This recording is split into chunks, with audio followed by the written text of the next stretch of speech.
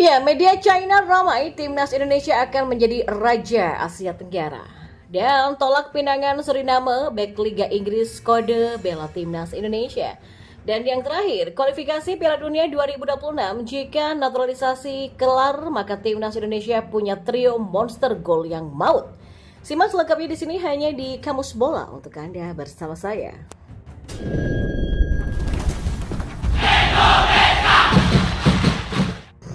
Ya, sukses timnas Indonesia dalam dua ajang bergengsi di Asia ternyata mendapatkan perhatian dari media China 136.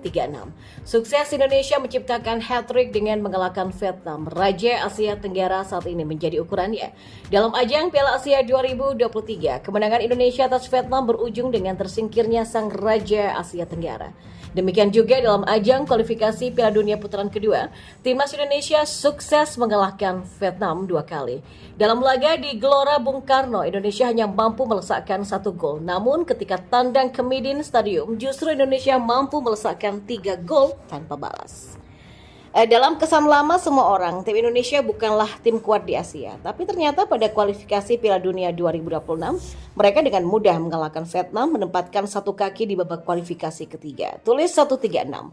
Ya, 3 kemenangan beruntun inilah yang membuat media China menjadi takjub. Pasalnya bukan hal yang mudah untuk mengalahkan timnas Vietnam selama ini, namun nyatanya kini mereka tidak berdaya di hadapan Indonesia. Kuncinya terletak pada strategi naturalisasi Indonesia, dan inilah cara berubah dari tim peringkat bawah menjadi tim peringkat kedua di Asia.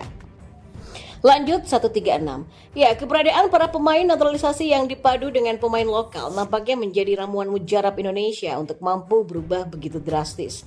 Hal inilah yang disoroti oleh media China. Suka atau tidak, kini Indonesia berada di jajaran paling depan di antara negara-negara Asia Tenggara dalam peluang lolos ke putaran ketiga kualifikasi Piala Dunia 2026. Maka sangat wajar jika Vietnam dan Thailand memandang sinis dengan pencapaian Indonesia. Tudingan penggunaan pemain naturalisasi yang berlebihan yang mereka ajukan. Namun bagaimanapun juga, secara hukum langkah ini tidak dipermasalahkan. Bahkan langkah ini pernah dilakukan Malaysia, Singapura, dan juga Filipina. Tapi hasilnya tidak sehebat program naturalisasi yang dilakukan oleh Indonesia. Ya, berbekal dengan rangkaian sukses inilah, media China meramalkan bahwa Indonesia akan menjadi calon raja Asia Tenggara ke depannya. Era Vietnam dan Thailand sudah berakhir. Banyaknya pemain muda di timnas Indonesia ditengarai akan membuat Indonesia mampu mempertahankan posisi ini dengan cukup lama. Dan kita beralih ke informasi selanjutnya. Ya, gelandang tengah asal klub Liga Premier Inggris yang bernama Crystal Palace FC, yakni Jero Ritwold, baru-baru ini menolak pinangan timnas Suriname untuk membela negara yang masih sepupu jauh negara Indonesia tersebut. Kabar dipinangnya pemain keturunan Belanda tersebut untuk bermain dengan timnas Suriname memang tidaklah mengagetkan. Pasalnya, selain punya darah keturunan Belanda Indonesia, dia juga punya darah Suriname dari leluhurnya. Namun, sepertinya pinangan dari timnas Suriname terhadap Jero Ritwold harus bertepuk sebelah tangan. Pasalnya, dia menyatakan tidak begitu berminat untuk membela timnas yang berada di kawasan regional Amerika dan Karibia tersebut. Bahkan menurut akun Twitter X yaitu isdiharto_ks, Jero lebih terbuka untuk membela timnas Indonesia kalau diperlukan.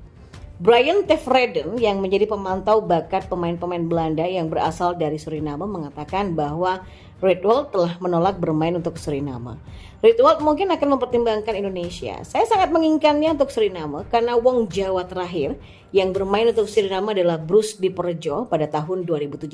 Tulis laporan dari akun Twitter tersebut. Lalu, mungkinkah Jero Ritwold akan membela timnas Indonesia di masa depan? Ya, sebelumnya Jero juga dinomorkan tengah dipantau oleh PSSI untuk dinaturalisasi dan membela timnas Indonesia. Pasalnya pemain yang kini berusia 27 tahun tersebut juga cukup diminati oleh Sinteyong guna mengisi pos gelandang bertahan di skuad Garuda. Melansir dari laman transfermarket.co.id, di posisi gelandang bertahan, kini timnas Indonesia punya 3 pemain naturalisasi, yakni Ivar Jenner, McLeod, dan juga Tom Haye, yang saling silih berganti menjadi andalan di lini tengah.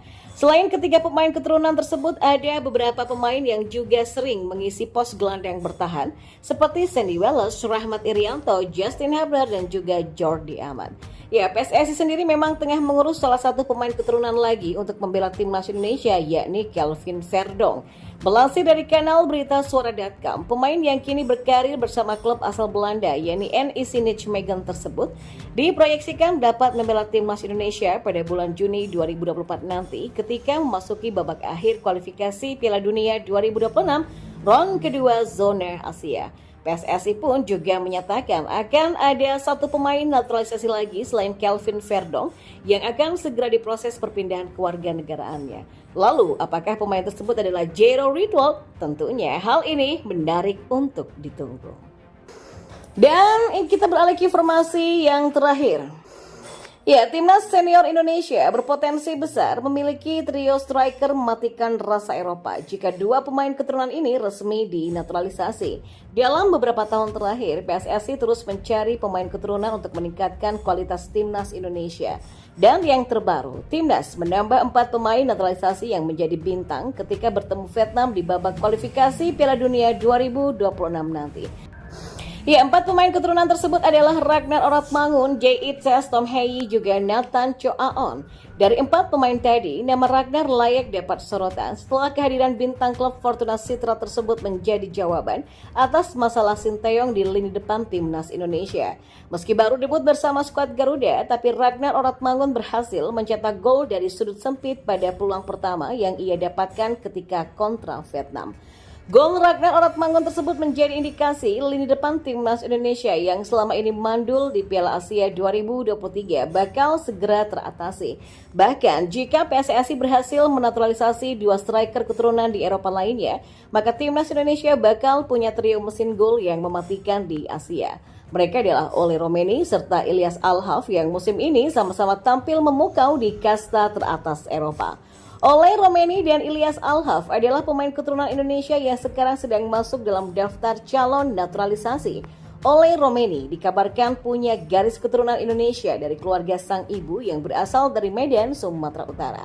Sementara dengan Ilyas Alhaf yang merupakan striker kelahiran Rotterdam tapi punya garis keturunan dari Solo, Jawa Tengah. Untuk urusan statistik, penampilan kedua pemain tersebut sangat memukau dan bakal membuat lini depan timnas Indonesia semakin tajam nantinya. Ole yang baru berusia 23 tahun ini mampu mencetak 12 gol dan memberikan 4 assist dari 39 pertandingan bagi FC Emmen di kasta teratas Liga Belanda pada musim lalu.